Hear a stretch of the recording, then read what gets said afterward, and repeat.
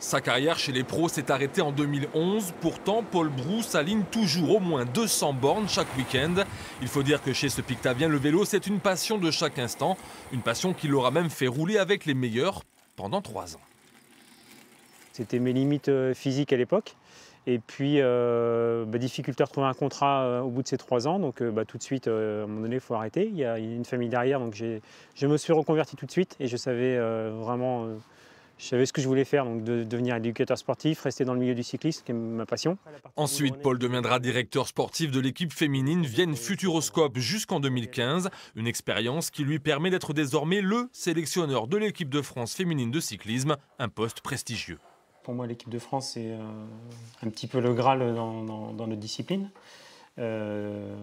Représenter la nation, représenter les couleurs de la France sur les grands rendez-vous sportifs internationaux, c'est quelque chose de fort pour moi. Et même quand j'étais athlète auparavant, j'ai porté le maillot de l'équipe de France en junior, en espoir et en élite. C'était toujours quelque chose de très fort. Et voilà, je vais prendre ce rôle vraiment très à cœur et avec un devoir de bien faire.